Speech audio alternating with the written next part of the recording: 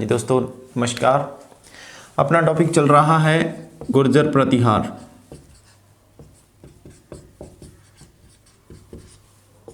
पिछली क्लास में हमने पढ़ा था वत्सराज के बारे में और आज अपने पढ़ने जा रहे हैं उनके बाद जो अगला शासक हुआ है जिसका नाम था नागभट्ट द्वितीय या नागभट्ट सेकंड। इसके बारे में अपने पढ़ते हैं।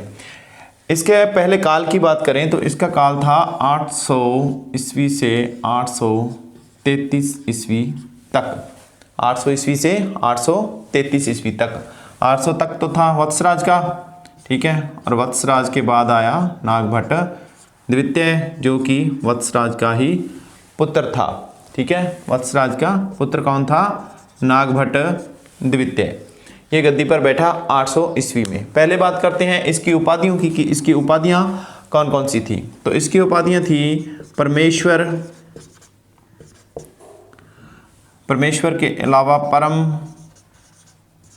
भट्टारक, महाराजाधिराज, महाराजाधिराज, परम भट्टारक, परमेश्वर, ये थी इसकी उपाधियाँ, ठीक है। महाराजाधिराज, परम भट्टारक, परमेश्वर और उसके अलावा सिर्फ परमेश्वर, ये थी इसकी उपाधियाँ। सबसे पहले बात करते हैं इसके बारे में कि नागभट्ट द्वितीय ने कन्नौज पर आक्रमण किया। कहाँ पर आक्रमण किया? कन्नौज पर। और वहाँ पर आक्रमण करके वहाँ पर शासक कौन बैठा था? पिछली क्लास में हमने जिक्र किया था कि धर्मपाल ने वहाँ पे किस शासक को बिठा दिया था? इंद्रायुध को हटाकर चक्रायुध को। तो अभी कौन बैठा होगा यहाँ पे? चक्रायुध। तो इस चक्रायुध को यहाँ से नागभट्ट द्वितीय ने कन्नौज पर आक्रमण करके इस चक्रायुध को यहाँ पे हरा दिया और हराकर यहाँ से भगा दिया, यानी ये यहाँ से चक्रायुध जो था वो भाग गया कन्नौज से। तो पीछे कन्नौज को नागभट्ट द्वितीय ने जीत कर अपनी राजधानी बनाया। तो अब कौन सी राजधानी है? कन्नौज, ठीक है। किसके काल में? नागभट्ट द्वितीय के काल में, ठीक है। राजधानी बनाया। और इसके अलावा कुछ और प्रदेश थे जिनमें आंध्र हो गया, विदर्भ हो गया, ठीक है। आंध्र, विदर्भ, कलिंग और उसके अलावा सिंध। आंध्र, विदर्भ, कलिंग और सिंध, ये वाले जो क्षेत्र थे, इन क्षेत्रों पर लगातार बाहरी आक्रमण होते रहते थे, जिसके अंदर इन पर कभी पाल वंश का आक्रमण, कभी राष्ट्रकूट वंश का आक्रमण। तो इन आक्रमणों से भयभीत होकर या इन आक्रमणों से छुटकारा पाने के लिए इन प्रदेशों ने नागभट्ट द्वितीय के सामने आत्मसमर्पण कर दिया। क्या कर दिया? आत्मसमर्पण, यानी किसी प्रकार का कोई युद्ध नहीं हुआ। इन्होंने अपनी मर्जी से ही अपना आत्मसमर्पण किनके सामने कर दिया? नागभट्ट द्वितीय के सामने, ठीक है। इसके बाद पिछली क्लास में हमने देखा कि वत्सराज को किस प्रकार धर्मपाल ने यानी कि पाल शासक ने पराजित कर दिया था। और वो वत्सराज किसके पिता थे? नागभट्ट द्वितीय की, ठीक है। तो अपने पिता की हार का बदला लेना तो बनता है ना, ठीक है। तो यहीं पर नागभट्ट द्वितीय ने क्या किया कि पाल वंश पर आक्रमण कर दिया। कहाँ पर आक्रमण कर दिया? पाल वंश पर। और पाल वंश का शासक कौन था? पाल वंश का शासक था धर्मपाल। और इस शासक पर आक्रमण करके इसको दिया हरा। तो पाल वंश को किसने हराया? यहाँ पर नागभट्ट द्वितीय ने। और शासक कौन था जिसको हराया था? वो था धर्मपाल। अब इनके मध्य जो युद्ध हुआ था वो युद्ध हुआ था मुंगेर का युद्ध। कौन सा युद्ध था? मुंगेर का युद्ध। यानी मुंगेर के युद्ध में पाल वंश के शासक धर्मपाल को किसने हराया? नागभट्ट द्वितीय ने। इस युद्ध के अंदर अगर और बात करें कि नागभट्ट द्वितीय की तरफ से किन लोगों ने भाग लिया था, तो यहां पर नाम आता है कक, धवल, ठीक है। उसके अलावा बाहुक और शंकरगन। बाहुक, शंकरगन, इन व्यक्तियों ने भाग लिया था। और ये भाग लेने वाले व्यक्ति जो थे ये सारे के सारे नागभट्ट द्वितीय के सामंत थे। कौन कौन? कक, धवल, बाहुक और शंकरगण। इन्होंने मुंगेर के युद्ध में किनका साथ दिया था? नागभट्ट द्वितीय का। ठीक है, तो इस प्रकार ये लगभग प्रदेश पाल वंश का हो गया, इधर कन्नौज हो गया, आंध्र, विदर्भ, कलिंग, सिंध, इन प्रदेशों ने आत्मसमर्पण कर दिया था। तो कुल मिलाकर कह सकते हैं कि यहाँ तक यह उत्तर भारत का एकमात्र स्वामी बन बैठा था, यानी कि सबसे शक्तिशाली शासक उत्तर भारत का बन बैठा था नागभट्ट द्वितीय। और यहीं से ये उपाधि धारण करता है परम भट्टारक महाराजाधिराज परमेश्वर की।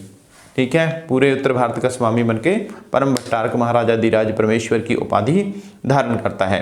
इसके बाद अगला जो इसका अभियान है, या कह सकते हैं जो अगला जो युद्ध होने जा रहा है, जो महत्वपूर्ण चरण है इसके बारे में, वो ये है कि हमने बात की थी त्रिपक्षीय संघर्ष की। अब त्रिपक्षीय संघर्ष इनमें लगातार चल रहा है, गुर्जर प्रतिहारों में, पाल वंशों में और राष्ट्रकूट वंश में। पाल वंश और गुर्जर प्रतिहार की अपने बात कर चुके हैं कि इनका आपस में युद्ध हुआ, मुंगेर का युद्ध, जिसमें पाल वंश हार गया। अब दक्षिण में बैठा है राष्ट्रकूट वंश और वो आक्रमण करता है इन पर। उनके बारे में अपने बात करते हैं।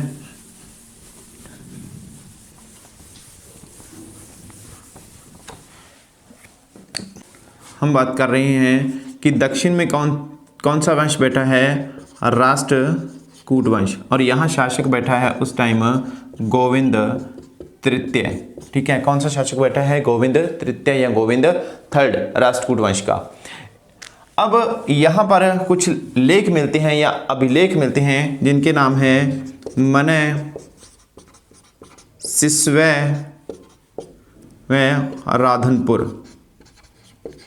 इन अभिलेखों से हमें सूचना मिलती है या जानकारी मिलती है कि यहाँ पर गोविंद तृतीय नागभट्ट द्वितीय पर आक्रमण करता है और इस युद्ध के बाद जो नागभट्ट द्वितीय है ये इस युद्ध में बुरी तरह से पराजित हो जाता है।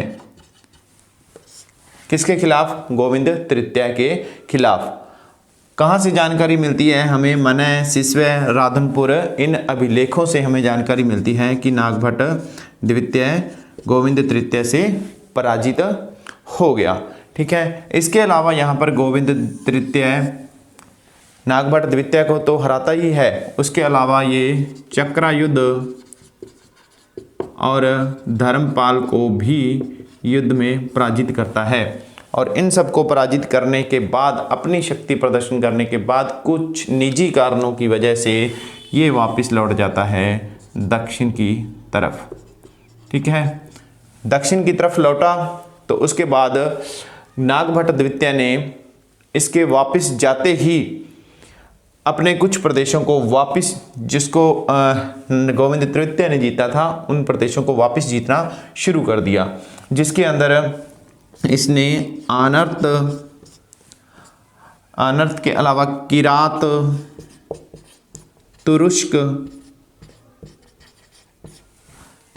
तुरुष्क के अलावा वत्स, मत्स्य, इन प्रदेशों को जैसे ही गोविंद तृतीय वापस दक्षिण की तरफ जाता है तो नागभट्ट दोबारा से इन प्रदेशों को जीत लेता है, अपने साम्राज्य में मिला लेता है। ठीक है, तो इन अगर बात करें कि इन जो प्रदेशों को इसने जीता है, इसकी जानकारी हमें से कहाँ से मिलती है? तो इसकी जानकारी मिलती है हमें ग्वालियर अभिलेख से। कहाँ से जानकारी मिलती है? ग्वालियर अभिलेख से। तो इस प्रकार ये था नागभट्ट द्वितीय। और इसके क्षेत्र की बात करें कि आखिर इसका साम्राज्य कहाँ से कहाँ तक फैला हुआ था, कितने एरिया था इसका, कितना साम्राज्य विस्तार था, तो इसका साम्राज्य विस्तार उत्तर से बात करें तो उत्तर से शुरू होता था हिमालय से और दक्षिण तक था, यानी कि नर्मदा नदी तक। ठीक है, ये तो था उत्तर से लेकर दक्षिण। और उसके अलावा अगर बात करें तो पश्चिम में ये शुरू होता था गुजरात से और दक्षिण में ये गया था बंगाल तक। ये सारा क्षेत्र जो था ये इसका साम्राज्य था। ठीक है, इसके अलावा अगर बात करें नागभट्ट द्वितीय के बारे में और जानकारी, या ये सारी जानकारी एक और पुस्तक आती है, वो है चंद्र प्रभ सूरी की पुस्तक। और उस पुस्तक का नाम है प्रभावक चरित्र। कौन सा चरित्र? प्रभावक चरित्र। किसके द्वारा लिखी गई है? चंद्रप्रभा सूर्य के द्वारा। इस पुस्तक से भी हमें जानकारी मिलती है नागभट्ट द्वितीय के बारे में। एक इसके बारे में एक और महत्वपूर्ण इम्पोर्टेंट पॉइंट है, वो ये कि नागभट्ट द्वितीय अपने जिंदगी के अंतिम दिनों में गंगा में जाकर जल समाधि ले लेते हैं। क्या कर लेते हैं? गंगा में जल समाधि ले लेते हैं। कौन सा शासक? नागभट्ट द्वितीय। ये बात इसके बारे में ख्याल रखने वाली है, बहुत ही इम्पोर्टेंट। बहुत बहुत धन्यवाद।